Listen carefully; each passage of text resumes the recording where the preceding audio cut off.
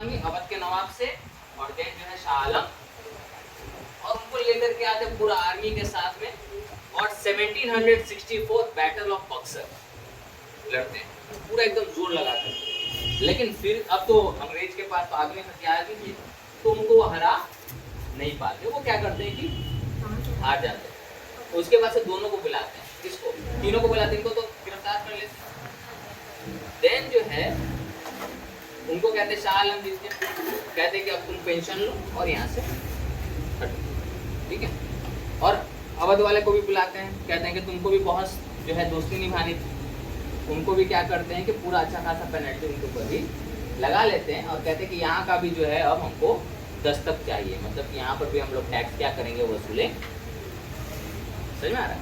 वहाँ से उनको जो है बंगाल, बिहार और उड़ीसा, ठीक है, ये जो है उनका टैक्स वसूलने का जो राइट है उनको मिल जाता है और ये टर्निंग पॉइंट होता है। समझ में आ रहा है? और रॉबर्ट क्लाइव जो है वो बहुत मेन रोल इसमें प्ले करते हैं इन बैटल्स में, उनको जिताने के लिए। और रॉबर्ट क्लाइव की इसमें और अच्छी बात ये रहती है ना कि 1759 में वो जो है बॉन्डीवॉश को युद्ध भी लड़ रहे होते हैं। रॉबर्ट क्लाइव पकड़े गए होते हैं ऑस्ट्रिया में, ऑस्ट्रिया में जब ये होती है कि अच्छे होता है ना कि अच्छा टीम, अच्छा गवर्नमेंट के कैसे बिलीव दिलाता है। जब फ्रेंच और एंग्लो और फ्रेंच वॉर जब पढ़ाएंगे तो उसमें हम डुप्ले के बारे में पढ़ाएंगे। तो डुप्ले इतना अच्छा लड़ा, उसके बाद भी उसको हटा देते हैं। और यहाँ पर जो है जो हमारे रॉबर्ट क्लाइव है, उनको वहाँ अरेस्ट कर लिया होता है, वहाँ से उनको बुलाते हैं ऑस्ट्रिया से, और यहाँ उनको कप्तान बनाते हैं, लीडर बनाते हैं और लड़वाते हैं और वो जीत के दिखाते हैं। सही ना? और जो है 1764 बैटल ऑफ बक्सर वो जीत जाते हैं। देन जो है यहाँ से स्टार्ट होता है उनका जर्नी। लेकिन सोचो कि जो कंपनी दो वॉर जीता, फ्रांस को हराया, डच को हराया, चंदननगर में डच को मारा, ठीक है, वो कंपनी के पास 6-7 साल में, मतलब 1770 में पूरा बैंकरप्ट हो जाता है। उनके पास पैसा ही नहीं बचता कि वो अपने एम्प्लॉयज को सैलरी दे। जब ऐसा होता है तो कंपनी के जो बोर्ड ऑफ डायरेक्टर्स होते हैं वो सोचते हैं कि ये कैसे हो रहा है, कि हम तो इतना अच्छा कर रहे हैं, वॉर जीत रहे हैं, लूट रहे हैं, तो ये हो कैसे रहा है। तो इसके पीछे थे उस समय के गवर्नर जनरल बंगाल के वॉरेन हेस्टिंग, ठीक है। वॉरेन हेस्टिंग जो है, और हिस्ट्री में मैंने बताया था कि 2 ऐसे भाई हैं जो गवर्नर जनरल रहे हैं, ठीक है।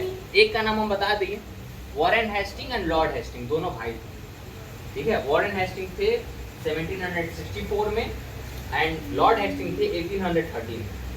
और एक भाई थे और उनका भी रोल इंपॉर्टेंट रहा है, ये तुम लोग पता करके आओ, ये होमवर्क रहेगा कि और कौन से जो 2 भाई थे जो गवर्नर जनरल रहे थे यहाँ पे और जिनकी पॉलिसीज इंपॉर्टेंट रही है। मतलब कि ऐसा नहीं कि उनका नाम ही नहीं पड़े होगे, नाम एक भाई का नाम जानते हो, अच्छे से जानते हो, लेकिन उनका और एक भाई थे, उनको पता करना है।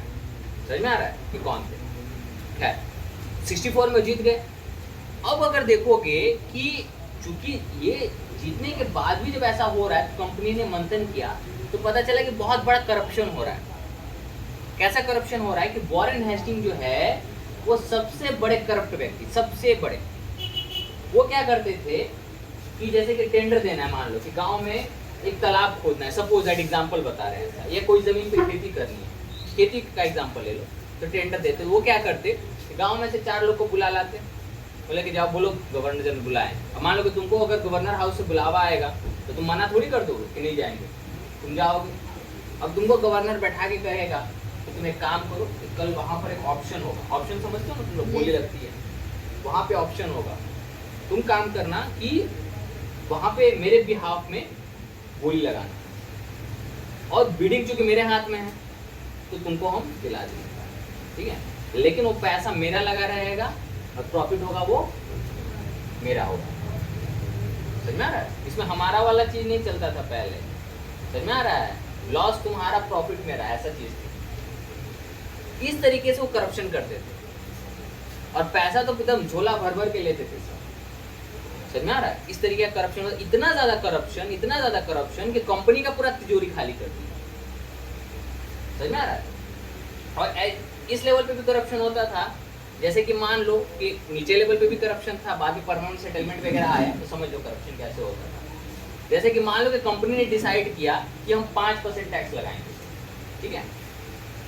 उसके बाद से क्या हुआ कि वो लोग बिचौलिए वगैरह रखते, ये वारंट हेस्टिंग्स के जाने के बाद से परमानेंट सेटलमेंट आया, तो रेतवाड़ी और ये सब भी हम लोग पढ़ेंगे। तो ये ऐसे टैक्स लगाते, तो गवर्नर जनरल के पास आता, तो गवर्नर जनरल कहता है कि एक काम करो, 5 नहीं इसको 7 करो, कंपनी को तो 5 इनको भेजना ही पड़ेगा ऊपर।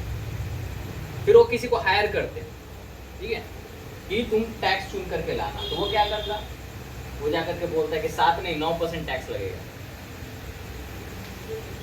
अब मान लो कि किसी साल वर्षा ही नहीं हुआ, किसी साल पाला पड़ गया, किसी साल फसल ही नहीं हुई, तो उसके ऊपर तो और चाप, किसान दे रहा है, मान लो कि अब वो दे ही पाया 7% टैक्स, तो जो बिचौलिया था वो जाकर के बोल रहा है कि सर गवर्नर जनरल को कि आप तो बोले थे कि 7% टैक्स लेने के लिए, लेकिन हमको 5% मिला। गवर्नर जनरल ऊपर कहता है कि सर आप तो बोले थे कि 5% टैक्स लेने के लिए, लेकिन 3% मिला। तो अब वो क्या करते हैं कि टारगेट कितना का था, 5% का, लेकिन आया कितना, 3%, कितना परसेंट कम आया, 2। तो वो क्या करते हैं, अगले बार 2%। इस तरीके से क्या है कि यहाँ के जो फार्मर्स थे वो पैसा पे भी कर रहे थे, फिर भी उनका इंटरेस्ट क्या हो रहा था, टैक्स बढ़ रहा था, है ना। वॉरेन हेस्टिंग को उन्होंने टारगेट किया, ये आदमी है, ये डूबो रहा है, अब इसको हटाया कैसे जाए, तो इसके लिए वो लेकर के आए रेगुलेटिंग एक्ट 1773, ठीक है। 1773 में उन्होंने रेगुलेटिंग एक्ट लेकर के आए, तो उन्होंने बताया कि एक काम करेंगे, यहाँ पर जो है वो हमारा एक सुप्रीम कोर्ट होगा। इन्होंने सोचा कि यहाँ पे एक सुप्रीम कोर्ट डाल देते हैं, उसी के अंदर इसको गवर्नर को डालेंगे और यहाँ से डायरेक्ट अपने यहाँ पर जेल में। लेकिन वॉरेन हेस्टिंग तो बेवकूफ था नहीं, वो क्या लगाएंगे यहाँ पे, लेकिन जज कौन होगा, अब सोचो कि तुम अगर किसी को अपॉइंट करो, किसी को जज बैठाओ और तुम्हारे खिलाफ फैसला सुनाना हो, तो तुम्हारे खिलाफ फैसला सुनाएगा? तुम किसी को अपॉइंट कर रहे हो और वो जो है तुम्हारा ही मुकदमा गया, तो तुम्हारे खिलाफ फैसला कभी देगा? नहीं। समझ में आ रहा है? इसी वजह से भी देखो पॉलिटिकल साइंस पढ़ाएंगे तो उसमें देखोगे जो जुडिशरी होती है, समझ में आ रहा है, उसमें क्या होता है, कोलेजियम सिस्टम होता है। कोलेजियम सिस्टम मतलब क्या है कि जज 5 जज चुन करके देते हैं, समझ में, उन 5 में से एक गवर्नमेंट चुनती है। तो इस तरीके से किसी का प्रभुत्व नहीं रहता। जैसे डीजी जो बनाया जाता है, डीजीपी जो बनाया जाता है, तो डीओपीटी होता है, ठीक है। डीओपीटी जो आईएएस आईपीएस का ट्रेनिंग कराता है, वो उनको देता है कि ये 5 ऑफिसर्स हैं, ठीक है। अब इसमें से आप जिसको डीजीपी बनाना चाहिए उसको बना सकते हैं। गवर्नमेंट खुद से किसी एक को डीजीपी पिक नहीं कर सकती, नहीं तो इससे क्या होगा कि उनका जो सबसे प्रिय है उसको गद्दी पे बैठा देंगे, होगा ना ऐसा, भले वो इनकेपेबल है, उसको समझ ही में नहीं आ रहा है एडमिनिस्ट्रेशन। तो वॉरेन हेस्टिंग में वही चीज किया। अब कंपनी ने जो सोचा वो उल्टा पड़ गया। खैर इस बीच क्या हुआ कि फिर बाद में उन्होंने फिर से इंडिया एक्ट लेकर के आए। उन्होंने कहा कि कंपनी का जो कमर्शियल है, मतलब क्या होता है कि एक तरीके से 2 एडमिनिस्ट्रेशन और कमर्शियल, बोर्ड ऑफ कंट्रोल और कोर्ट ऑफ डायरेक्टर्स, 2 उन्होंने डिपार्टमेंट, मतलब 2 ये की विभाग बना दिए। एक का काम था कि वो एडमिनिस्ट्रेशन देखे, ठीक है, मतलब कि सही तरीके से सब काम हो रहा है कि नहीं हो रहा है, सेना को देखे, बाकी चीजें सही से फंक्शन कर रही है कि नहीं कर रही है, ये सब चीजें। दूसरा का था कि पैसा, बिजनेस, कमर्शियल चीज, टैक्स कम करना है, बढ़ाना है, किससे कितना पैसा लूटना है, ये सब चीजें वो मैंने तो लूटना इन द टर्म कि कितना टैक्स इंक्रीज करना है, डिक्रीज करना है, इंपोर्ट करना है, एक्सपोर्ट करना है, ये सब चीजें। तो ये 2 चीजें उन्होंने बनाई। और खैर इस चीज जब पढ़ोगे तो उसमें ऐसे ऐसे कैरेक्टर मिलोगे, वॉरेन हेस्टिंग, लाल सिंह, ठीक है, इस तरीके के कैरेक्टर्स मिलोगे जिन्होंने धोखा दिया, ठीक है। तो ऐसा नहीं, और जिन्होंने धोखा दिया, जैसे वॉरेन हेस्टिंग जो है, इनका अंत कैसे हुआ, जाकर के सुसाइड की, समझ में आ रहा है? क्योंकि क्या होता है कि जब भी हम गलत करते हैं उसका नतीजा क्या होता है, गलत ही होता है। इतना उन्होंने लूटा, लेकिन क्या हुआ कि उसको भोग नहीं पाए, समझ में? नेट पे सर्च करके देखोगे कैसे मृत्यु हुई थी, समझ में आ रहा है? तो ये जो चीज, फिर बाद में क्या है कि कंपनी ने जब इसको चेंज किया और वहां से लेकर के आते हैं वो किसको, जो है लॉर्ड कॉर्नवालिस, नाम नहीं होगी। अभी जो भी पुलिसिंग की व्यवस्था है हमारी, ठीक है, जो है आईपीसी है, सीआरपीसी है, ये सब चीज़ें जो डिज़ाइन किया गया है हायरार्की पुलिस की, ठीक है, ये सब चीज़ किसका किया हुआ है, कार्निवलिस का।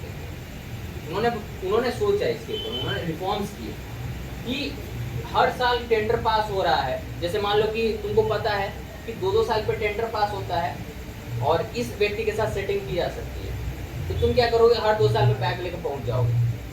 तुम्हारा दोस्त 2 बैग लेकर पहुंच रहा है, तुम 4 बैग लेकर पहुंचोगे कि लीजिए जितना पैसा लेना है लीजिए, हमको टेंडर। लेकिन उन्होंने कहा कि एक काम करो, इसको 10 साल का करो। अब तुम 10 साल तो बैठे नहीं रहोगे कि एक बार टेंडर मिल गया, उसको गवर्नमेंट ने अच्छे से करा लिया, अब 10 साल बैठे हो कि अगला बार जब 10 साल होगा तब जाकर कर, तो परमानेंट सेटलमेंट कर दिया। समझ में आ रहा है, रैयतवाड़ी फिर से जो है महलवाड़ी, इस तरीके की चीजें उन्होंने रिफॉर्म फैलाए, पुलिसिंग की व्यवस्था की, कोर्ट की व्यवस्था की। जो कलेक्टर्स हैं, उस समय कलेक्टर का अलग पावर था, उस समय तो क्रिमिनल जो केसेस है वो भी वो डील कर सकता था। अभी तो कलेक्टर की पावर एकदम कम कर दिया, अभी का कलेक्टर की पावर कुछ भी नहीं है।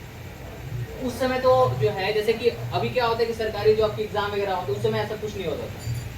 किसी को सरकारी जॉब चाहिए तो क्या है, जैसे मान लो कि एक गांव है ये और तुमको जॉब चाहिए, तुम गए कलेक्टर के पास कि सर हमको जॉब चाहिए, वो तुम्हारा नाम नोट कर लिया, ठीक है। दूसरा है, कोई एक जन गया कि सर हमको जॉब चाहिए, वो नाम नोट कर लिया।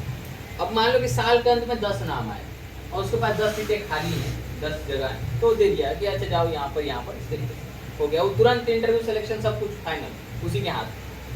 समझ में आ रहा, एग्जाम कुछ नहीं होता था, उसके सेल्फ उस पर डिपेंड करता था। समझ में आ रहा, एग्जाम होना तो बाद में 1850s के बाद में स्टार्ट हुआ, और ये वो भी एग्जाम अलग प्रकार का होता था। समझ में आ रहा, तो उस समय कलेक्टर की पावर थी। तो ये चीजें डिसाइड करना कि हर एक गांव में एक थाना होगा, 2-3 थानों को मिलाकर के एक रेंज बनाया जाएगा, जो एसीपी होगा, फिर जो है एसएसपी होगा, ठीक है, फिर एक रेंज के जो है आईजी होंगे, डीआईजी होंगे, डीजीपी होंगे, ये सब उन्होंने क्या किया, डिसाइड। अब क्या देखने को मिला यहाँ से कि एडमिनिस्ट्रेशन उन्होंने रिफॉर्म्स कर दिए। फिर जो अगले हमारे आते हैं बेजली, डलहौजी, ये सब, वो क्या करते हैं कि इसको मजबूत करने का काम करते हैं, और जो ऑलरेडी मजबूत हो चुका है उसको किस तरीके से हम जो है उसको और ज़्यादा पकड़ में लाएं। इसके बाद से वो क्या करते हैं कि यहाँ तक तो उनका बेसिकली काम ये था कि अपनी पकड़ को बढ़ाए और कमर्शियली मजबूत। अब क्या होता है कि पॉलिटिकली और ज़्यादा क्या होते हैं कि मजबूत होते जाते हैं। 1813 में जो है, जैसे मैंने अभी नाम मेंशन किया था, इसका नाम मेंशन किया था जो है लॉर्ड वॉरेन हेस्टिंग्स था, उनके भाई आते हैं लॉर्ड हेस्टिंग्स। और 1813 में क्या होता है कि 2 जो ट्रेड होता है, एक होता है चाय और एक होता है चीन के साथ व्यापार, ये दोनों को अपने पास रखते हैं, बाकी सब ओपन टू ऑल कर देते हैं। ओपन टू ऑल कर दिया मतलब जिसको व्यापार, क्योंकि उस समय तक सबको हरा चुके हैं। बाहर से जितने भी लोग आए थे, जब हम लोग एक एक करके पढ़ेंगे तो देखोगे कि उस समय तक वो क्या किए कि सबको जो है वो हरा चुके। देन क्या होता है कि यहाँ से रिफॉर्म्स वगैरह भी स्टार्ट होते हैं क्या। अब यहाँ से जो है, यहाँ से फिर क्या होता है कि देखोगे कि धीरे धीरे आगे आगे, और जो है 1833 में वो क्या करते हैं कि लॉ कमीशन लेके आते हैं। इंपॉर्टेंट क्वेश्चन है, ठीक है, जब कराएंगे तो बताएंगे कि डायरेक्ट जो है वो हो सकता है कि पूछ ले कि लॉ कमीशन कब स्टार्ट हुआ, ठीक है। तो 1833, और जो 2 राइट्स उन्होंने अपने पास रखे थे, एक था हमारा जो है चीनी जो है चाय का व्यापार, और दूसरा चीन के साथ व्यापार, दोनों को अपने साथ मतलब वापस से वो भी ओपन कर दिया। और देन वहाँ से फिर हम लोग देखते हैं कि चीज़ें और भी चेंज होती हैं। सिविल सर्विस एक्ट आता है, रेलवे का फॉर्मेशन होता है 1853 में, कि वो और अच्छे से जो रिवॉल्व हो रहे थे उसको दबाए। सोशल और इकोनॉमिक चेंजेस भी हो रहे थे, उसको भी हम लोग साइमल्टेनियसली पढ़ेंगे। देन जो है हम लोग 1857 जो है वो आता है, जब इतना चेंजेस जब वो करने लगते हैं तो उसका इफेक्ट क्या होता है, एक तरीके से 1857 का जो रिवॉल्ट है उस रूप में जो है वो लाते। क्लियर है। तो ये है हमारा कि अंग्रेज जो है किस तरीके से, और उनके जो गवर्नर्स थे वो आते हैं और धीरे धीरे जो है अपना जो पकड़ है वो इंडिया के ऊपर जो है मजबूत है ना, ईस्ट इंडिया। क्लियर।